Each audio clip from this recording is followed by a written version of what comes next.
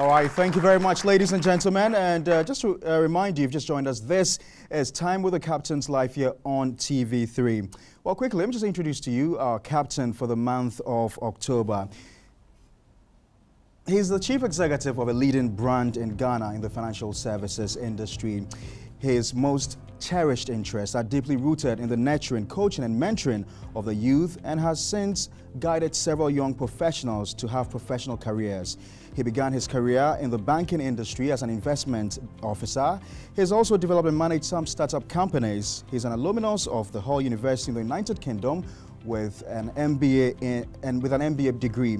He was a key member of the team that handled the first two initial public offerings on the Ghana Stock Exchange in 1992. Ladies and gentlemen, please join me welcome the Chief Executive Officer of Bond Savings and Loans Company PLC, George Ofosuhene.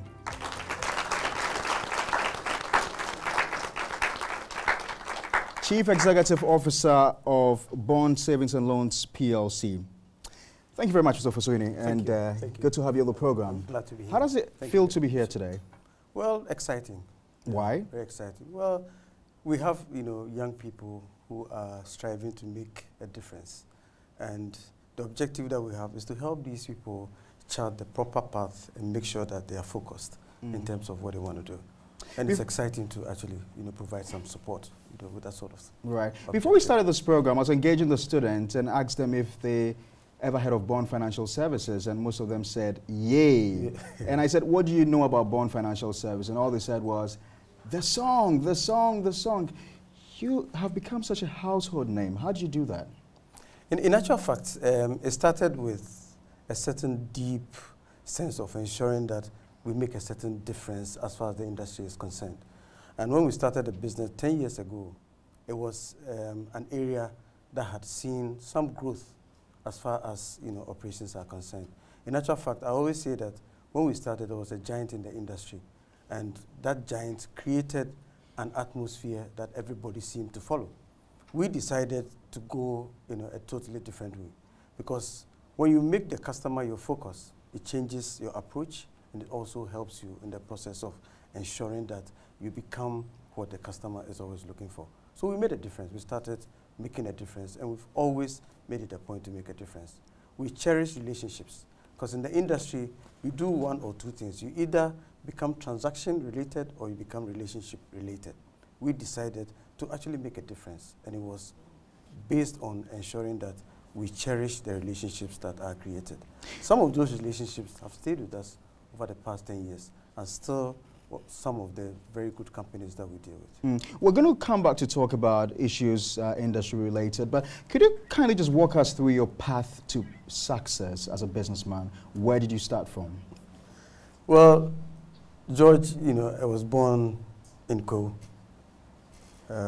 50 plus years ago, born to parents that were in the education sector. My dad was a headmaster for secondary school, and my mom was a teacher. So I started, primary school in Suhum, that is in the eastern region. I don't know whether, you guys know that place. If you don't know it, when you hit the road towards, Kumasi from Accra, you find this place where there's an overpass. I always say that when you get to the overpass, look to your left. You see this shabby-looking primary school. That is where I started from, as a young kid. I remember very well those days. It wasn't easy because my mom was a teacher and was actually teaching in the same primary school. So it created a certain level of discomfort because you needed to ensure that you operate in a certain way. One of the things I remember very well is the fact that in primary school, I was forced to actually write with my right hand. I'm left-handed to a fault. I actually can't do anything else, with my right. Everything I do is my left. So imagine this young man, young child coming up. And those days, that was in the 60s. Using your left was a problem. Like you're in class, a question is asked, and by the time you realize my left hand, goes up, and that will attract some canes. And because my mom was a teacher, she actually enforced it, and was forcing the teachers to ensure that this man doesn't write with his left. So I do everything with my left, but because of, primary school beating, I have to write with my right. Those are some of the things that I remember, from primary school. And the other thing I say is that, I always talk about the fact that I don't meet any of my primary school, mates. My wife went to Rich Church, school. So sometimes you're working with her and, oh, this is, so and so, my primary school mates. And I realized that I don't have any of those things. My point is that it doesn't matter where you start from. Everything is dependent on how focused you are. Because if you look at where I started from, and sometimes I say that, those days, growing up, sometimes you needed to reorganize yourself in terms of some of the things that you were taught in primary school because of some of the deficiencies, those days. But there were also good things, about some of the things that happened in primary school. Did you always want to become a banker? I think that at a certain point, I developed an interest in banking. And I say it, always that my interest in banking was not actually the profession. It was the way the people dressed. How did they dress? Bankers, those days, you are actually trained to dress properly.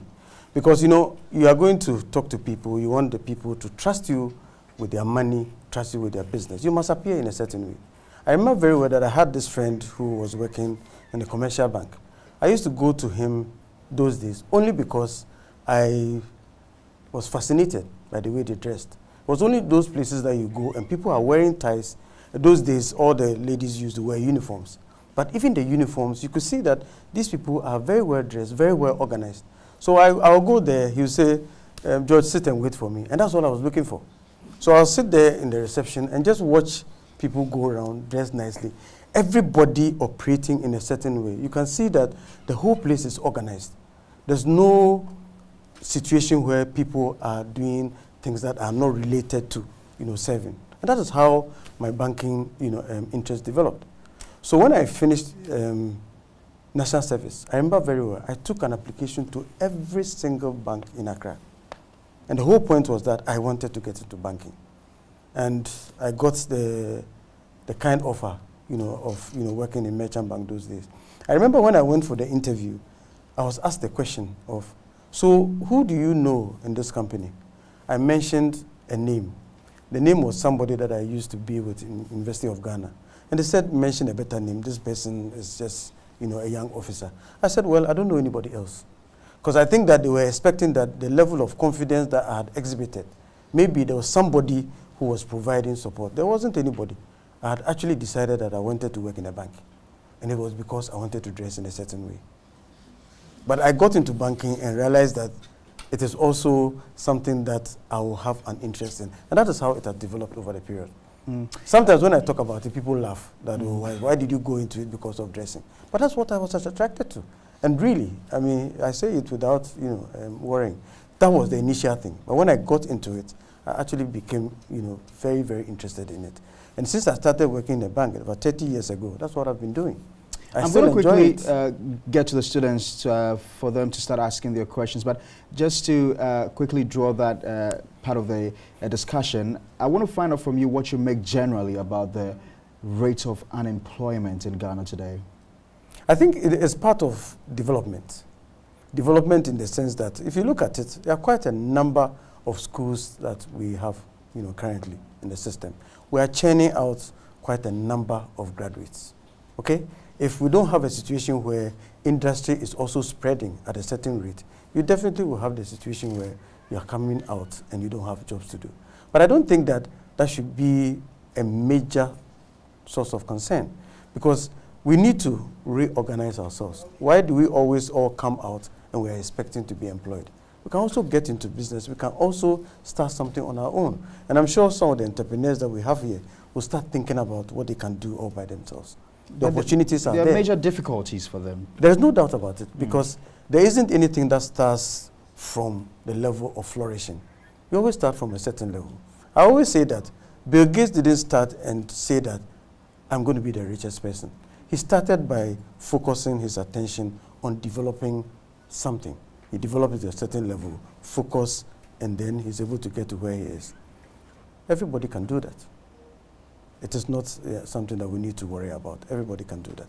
Are you not fascinated by the disconnect between the high growth in GDP and the low levels of employment which we experience? Like I was saying earlier, it is actually part of the process. We will, once we have the intention of developing industry, we will get to the point where a lot of these, unemployed people will be able to get into the system of being employed. But it goes through a certain process. We need to focus attention on developing businesses. It's one of the things that Bond focuses attention on. How do you develop businesses? You provide the support that makes it possible for these businesses to grow. Once they grow, they expand, they are able to, absorb, people. Let's bring in our audience now. I'm going to come to you, students from GIJ as well as GIMPA, Ghana Institute of Management and Public Administration. If you've got any questions for the Chief Executive Officer of Bond Savings and Loans PLC, please raise up your hands. We'll take the questions and answer them. Who's our first? Who is first? Okay, we've got some hands up. Great. So you just mention your name and you ask your question.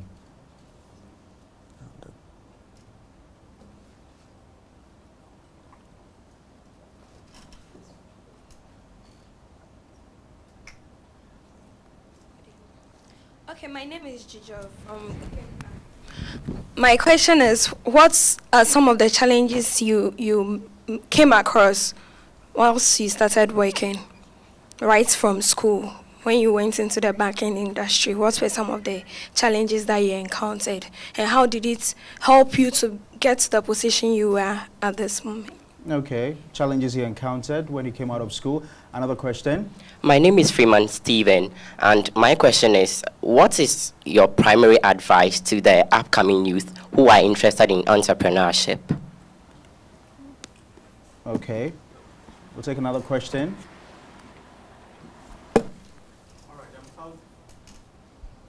I'm Fauzi Masood from the Ghana Institute of Journalism. Yeah, so generally, down moments are inevitable in everybody's life. In your down moments, what are the things that picks you up again? All right, so we'll take these three questions. The first one was the challenges up school. I think that with respect to challenges, and I'm sure all of you face that, I'm sure Jijo has that problem. I call it whirlwind.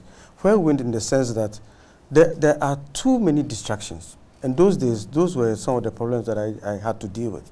That you have so many things that are trying to engage your attention. And the problem actually becomes how to stay focused in the midst of that. The second point is that it is also very difficult to find people who want to provide mentorship.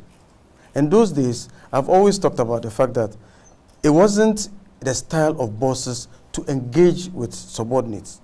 I had this boss who, even when you enter his office, raising his head to even look at you to say hello was a problem. If you say you want to talk about something, he will either point to the tray or he will point in a certain direction. Leave whatever, and then you move on. So as a young person, it actually becomes very difficult to develop the way you expect. Because let us face it, if you don't get the direction that you require, sometimes what you do is that you grope in the dark and look for some way of developing yourself. I'm happy that people like you are at places like these. And the point is that you want a certain level of direction. That must truncate the process of groping in the dark so that you don't go wandering in the bush before you get to the point where this is actually what I want to do and I've found a way out. That was one of my biggest problems. And as a young man, I'd like to go back a bit. When I entered the university, one of my biggest problems was the fact that there was too much freedom. When you come from sixth form, where you are in a confined zone, everything is structured. You go through a certain process, change lesson, start lesson, breakfast time, lunch time. And then we entered the university and was like, hey, this is freedom. You mean I can go to town and come anytime? I remember very well, I was in Sabah Hall, the cafeteria was just across, and in the cafeteria, they were serving those days, bubra. And it's like, you can drink whatever you want. That level of freedom, I'm sure you guys know what I'm talking about, is a problem to deal with. And if you don't take it, these days, in fact, those days, we didn't have Facebook, Twitter, and all the things that go with it, and the various things that you would do with your phones. Okay, so the distractions were not even this bad. Right now, it's even worse than we're having, because even sometimes a friend was talking to me and was telling me that these days you guys go to lecture halls and your phone is actually lying on your lap as you are listening to and then sometimes it goes buzzing and you are forced to look at it because a friend has sent you a message. The distractions are the problem. And how to deal with the distractions sometimes become the issue. So I found that I was actually, more like becoming too engrossed in the freedom that the university provided. And I remember very well, there was this third-year student. Those days, we used to call them matured students. These were the students that sometimes you find his wife and children coming to visit him. One of them called me and sat me down and said, "This place is not like this. This place is not for enjoyment. You are here for a purpose, and you must make sure that you achieve the purpose." In fact, initially, my reaction was of anger. Are you my father? Are you the one to advise me? But I didn't show it immediately. The guy walks away. Later on, I sat down and said that this guy doesn't know me from anywhere. I think God has sent him. And it actually turned my life around at the time. The freedom is a bit dangerous. Freedom and it is actually indeed a danger. Comes through, and did that lead to any difficulties for you finding a job after school? Finding a job after school, it wasn't difficult. It wasn't difficult because there was national service. So we started national service. Immediately you were posted. I was posted to National Board for Small Scale Industries. And that is where I started learning project work. So it was a learning ground for me. And then after that, like I said earlier on, I started the process of looking for a job in a bank. It took me something like 2 months of going around ensuring that I could get a job. Right. If I hadn't gotten a job in the bank, I would have continued working with MBSSI because they had already offered me a job, after national service. Right. So I didn't have to ask. I think the next question had to do with your advice for young entrepreneurs. Yes. I think that the advice is very simple. What I want to say is that entrepreneurship is something that everybody can do. A lot depends on making sure that you have a passion for what you are actually focused on. Sometimes it starts with you deciding that this is something that I have as a talent. It could be a talent, maybe it's sewing, maybe it's artwork, maybe it's something that relates to, the arts. You can act, you can sing. Then you start looking at how you can develop that. Many of us are too difficult when it comes to progression because of one simple thing, the fear of failure. It is something that limits us. And let me tell all of you, it is not only you. It happened to me, it has happened to a lot of successful entrepreneurs, and it is something that you have to deal with. There is absolutely nothing wrong with failing once you understand that it is part of the process. So don't feel limited that I want to get into this business. I want to be an entrepreneur, but I am afraid that I will fail. You can fail, but make sure that the process is actually getting you to where you are. Don't go through the process and fall back. I want to give you an analogy. The point is that you must have the destination in mind. Assuming that I ask any of you to move from this point to somewhere else in the room, and you start moving, and I put a chair, right in front of you, what will happen? It's more like a stumbling block, so you will stop. Okay? Then I also say that I want you to move from this part of the room to that side. I have actually created a destination. I have created an indication of where I want you to go. If I put a chair in front of you, the best thing that you will do is that you will go around the chair and then you head to the target. So think about what I'm saying. The obstacles will be there. Even in your organized academic life, there are obstacles. There are situations when you find it very difficult to understand a particular topic. You don't say that because I can't understand this topic, that is the end of the world. No, you find other ways of going around it. Find other ways of going around your obstacle. I'll take the final question. I think it is what lifts you up in your moments of, in the moments when you're down. I don't think it's all been rosy and cozy for your company, has it? No. It hasn't been. And it will never be. For every single situation, because we are humans, there can never be a perfect situation. But at the end of the day, the important thing is that you have a certain goal. The goal is what drives the process. Because if that doesn't drive you, just like you said, you will have the situation where once you are down, it becomes difficult for you to get up. You must understand that this is something that you are actually looking for.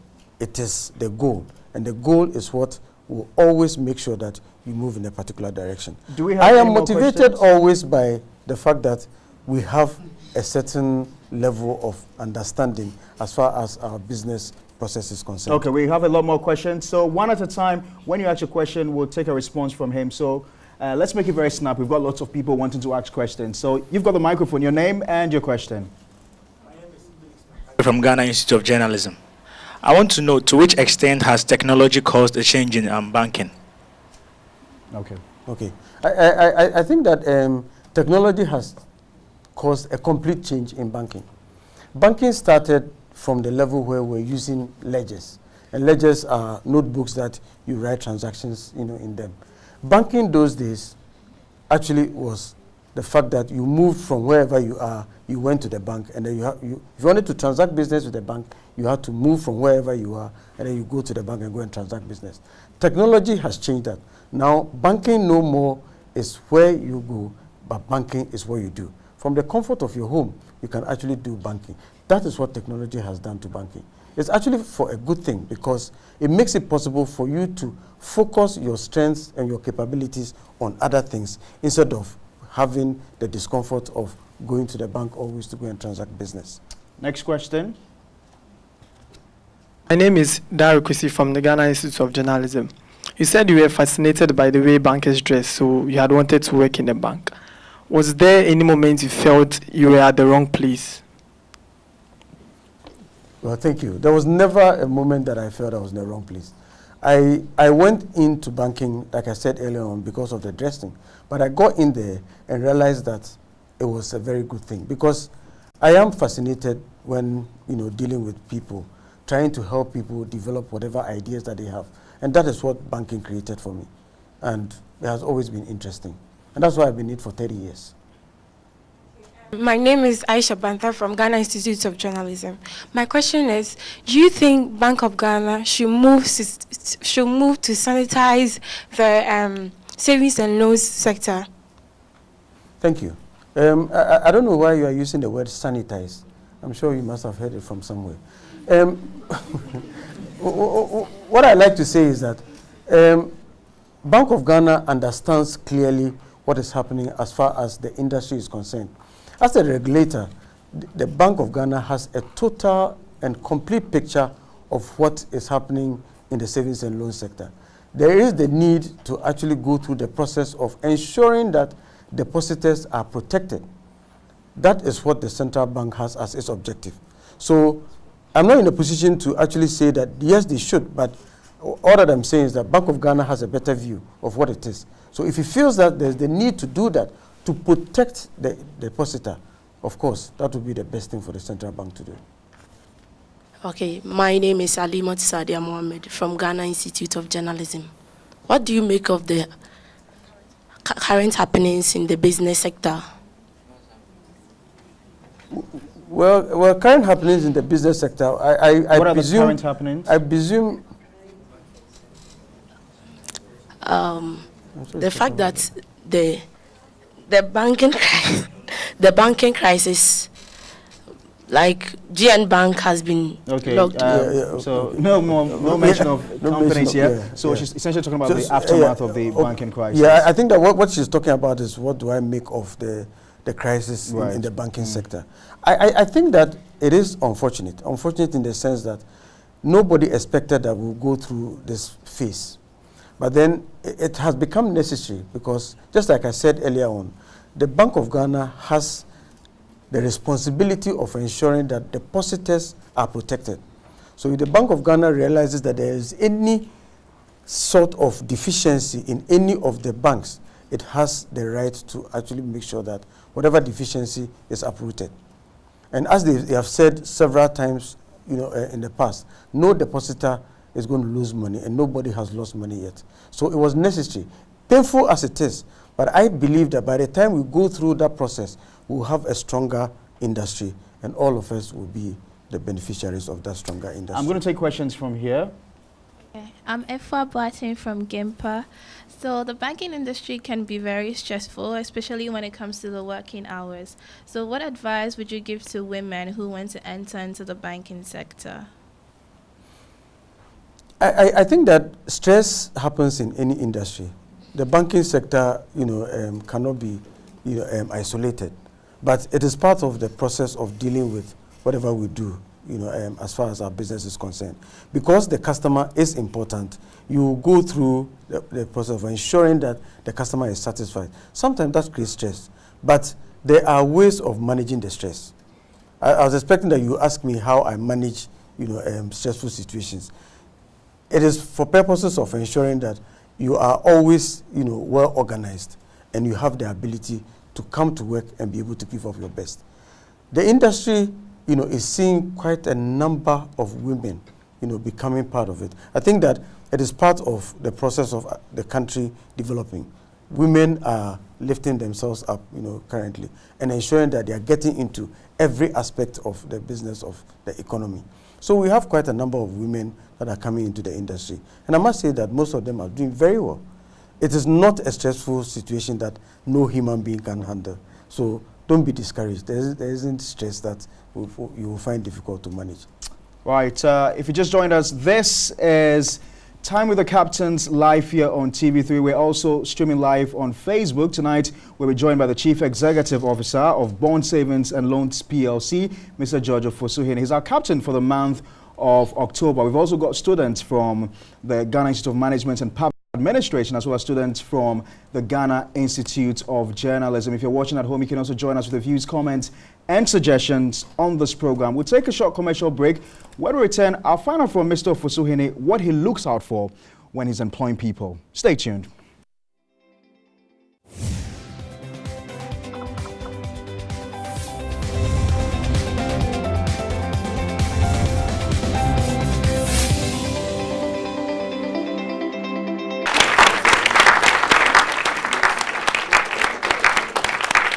All right, thank you very much. Thank you, ladies and gentlemen. You're welcome back to Time with the Captains live on TV3. Our guest for the month of October is the Chief Executive Officer of Bond Savings and Loans PLC, George Ofosuhene. In the house also, we've got an audience who are made up of students from the Ghana Institute of Management and Public Administration, as well as the Ghana Institute of Journalism. We're also streaming live on Facebook. We're also live on TV3. Let me just quickly read to you some few messages from online. Lots of commendation for TV3. This one say, good job done, TV3. Where's the venue for the program? This question is from Rahim Mankind. He says, my question is, there's a rumor that banks use excessive loans to trap down their staff so they cannot leave the organization since they owe them. I want his views on this comment. Lots of comments also coming in. Do feel free to send your views and comments and suggestions on this program. Chief, what do you make of this question from Rahim?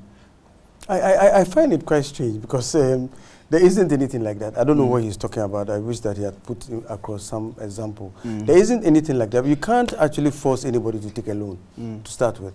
But as banks, we try as much as possible to make sure that our members of staff are comfortable. That is where it comes from. But there's always a certain threshold. You can't borrow beyond a certain percentage of your monthly emoluments. So there isn't anything like you're actually trapped with loans, because you can't borrow beyond a certain point. There's always been talk about the sharp divide, or if you like, the disconnect between academia and industry. That lots of people come out of school, having studied, and they get into the job market, and it's an entirely different ball game. As a chief executive, what do you look out for when employing people?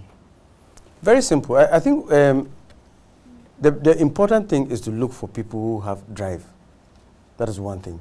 Because you are looking for people who can identify with a vision and help ensure that it is actually, something that we are working towards. That is one. The other thing is that you are looking for people who have the ability to be self-motivated. What I say is that if you enter any system and your focus is the paycheck, I don't want to employ you. Because the paycheck is not what you should be motivated by. That's important. It is important, but it shouldn't be the main reason why you want employment. You actually are looking for an opportunity to become part of a story, an opportunity to actually ensure that you have a certain contribution to the development of an institution. It starts from there. Once you get that, you actually are onto somebody who will be able to contribute effectively to what you are looking for. So that's why I'm looking for drive. I'm looking for people who have a certain level of intelligence, because we are a learning organization. And because we are a learning organization, we want people who can be trained. And if you can be trained, it means that you have a certain level of intelligence. And everybody who has been able to enter a university has that level of intelligence that is required. But the issue becomes whether you have the drive, you have the right sort of attitude.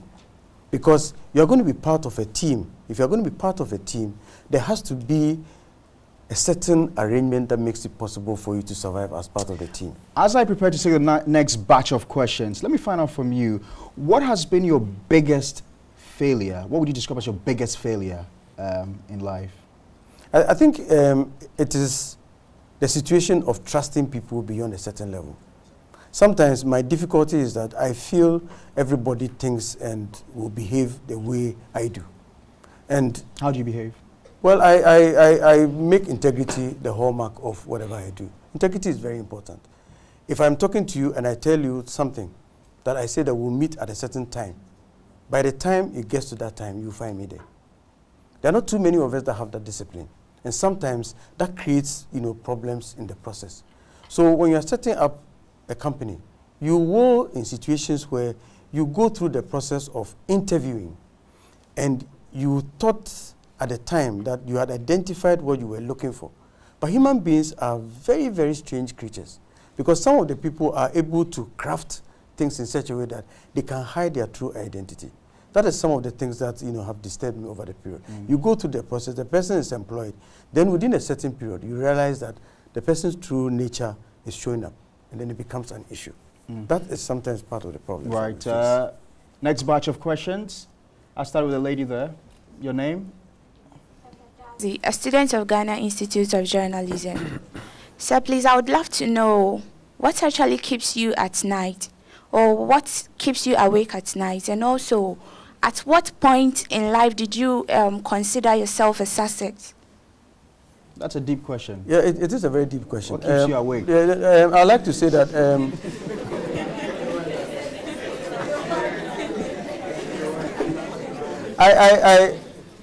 I sleep at night. so nothing keeps me awake. No, but the question is actually focusing on what occupies me. That is, what am I always focusing attention on? My focus is very simple, that this is a company that we have developed up to a certain point. We have so many milestones ahead of us that we want to achieve. We have a vision that is bigger than any of us, and we are focused on that. So this is something that keeps me on my toes all the time, and it's something that I think about. We are always looking for innovative ways to satisfy the customer, and that is one of the things that I'm always focused on. Yeah. My name is Kingsley from the Institute of Management and then Public Administration, which is GIMPA. I would like to know if you have plans for young entrepreneurs who are having financial difficulties as a startup, and if there is, how can one get on this? How can one apply? We have a program that we deal with. We call them SMEs, small and medium scale enterprises. And even though we feel that quite a number of these entrepreneurs have good plans, sometimes the problem is actually how it is crafted and how it can actually be put through the process of being implemented. Mind you, we are a company that is always looking for growth. We don't want to go through the process of just throwing money away. So we'll go through certain processes. We have an SME structure that will engage and ensure that there is a certain level of assessment and review. Once you go through that and we feel that this is a project that can go through the cycle of generating whatever it is to be able to service the loan that we give, we are able to go through it, and there isn't a problem at all. We have 13 outlets in the country, okay? And any of these outlets, once you get to our website, you'll find information relating to that. You can walk into any of our outlets and we'll be able to help you with the process of engaging. Next question. I'll take a lady. I'm Jessica, and I want to know that concerning interest rates, does the Bank of Ghana give every company, like every banks, a specific rate they should go by, or like, so far as you are recognized by the Bank of Ghana, you can give your own rate, interest rate to your customers? The Bank of Ghana does not set rates for any institution. Commercial banks. Or commercial banks for that matter, because there is competition. And there are different sources of funding. So wherever you get your funds from, that is the genesis of what your interest rate is going to be like. And then also, there is what we call risk premium. Risk premium is an indication of what I perceive to be the risk that I am taking by engaging and giving you money. That determines what kind of interest rates that I will offer you. I'm sure some of you are reading business, so you know what we are talking about. Yeah, that inflation. And there are all kinds of things that go into the pot for every institution. It doesn't come from the central bank. Yes. Who has a microphone?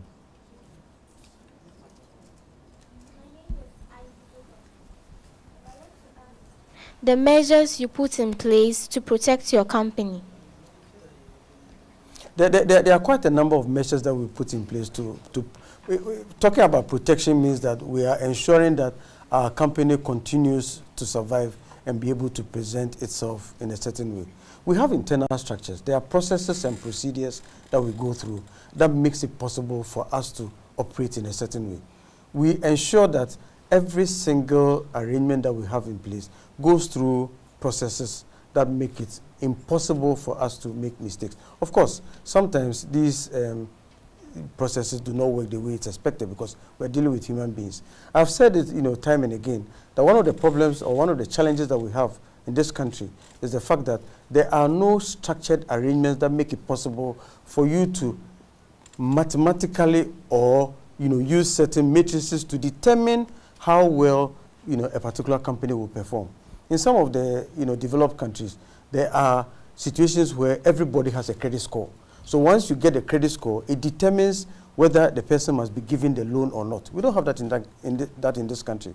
So what happens is that you develop your own structures and you go through the process of evaluating this particular company and you ensure that this company, when it takes the loan from you, will pay back.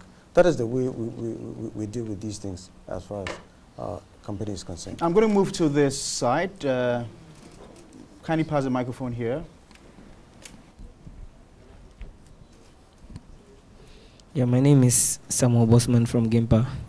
I just want to know your contributions that you've made in improving the banking sector and what has been the impact on the Ghanaian economy. And also my second question is, what are your expectations in the future? Okay. In the first place, I'd like to say that there are quite a number of companies that we have provided support, over the period. When we started, there were some companies that, they had next to nothing in terms of their, operations.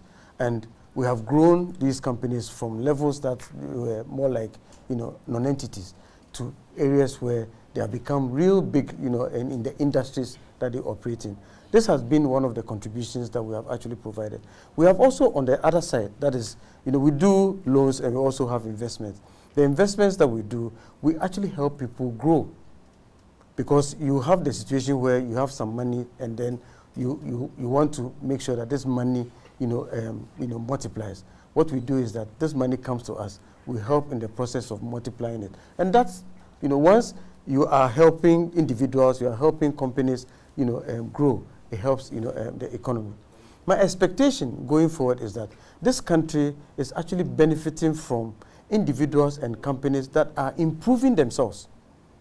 10 years ago, there were quite a number of hiccups that we had when we were dealing with companies. A lot of these have been corrected. What I say is that the Ghanaian has become smarter. The Ghanaian now understands when you are talking economics, you will be surprised some of the people that operate in areas that you don't expect.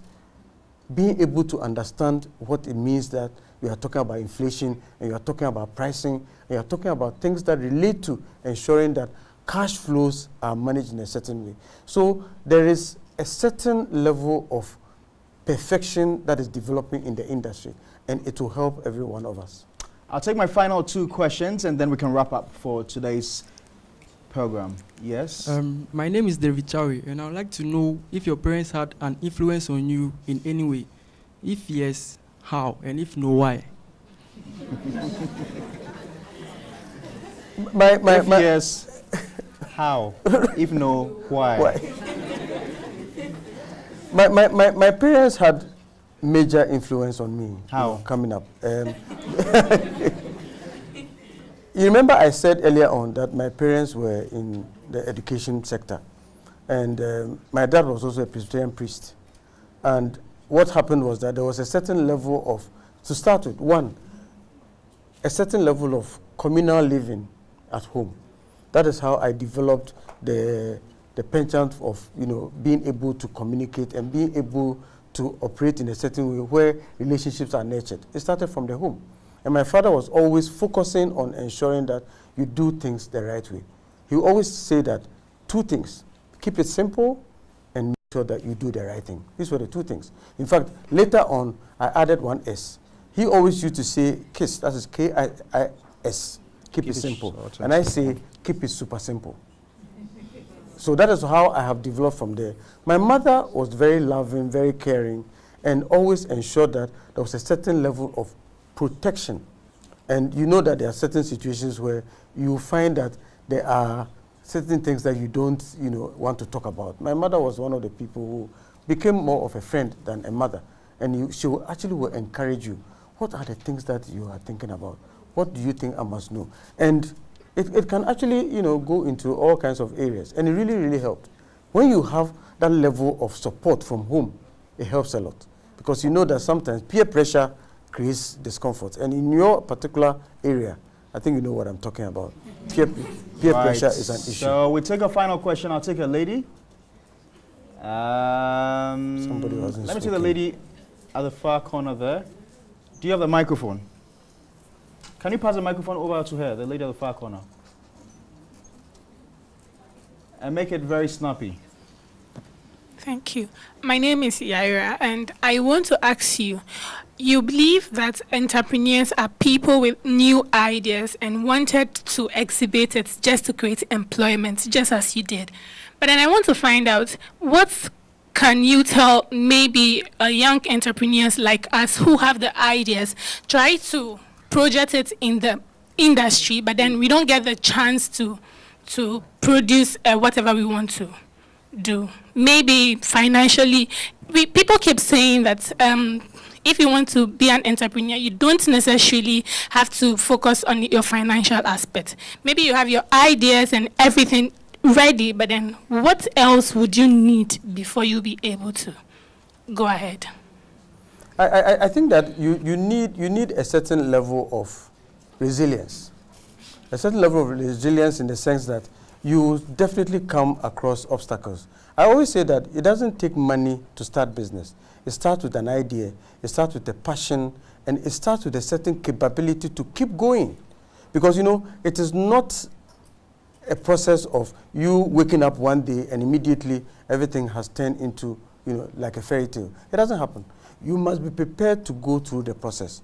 What I say is that you need to make sure that you are not making a living, but you are making an impact. Not making a living, but making an impact. I'm afraid we've got to end it here. Ladies and gentlemen, please show him some love. Show him some love.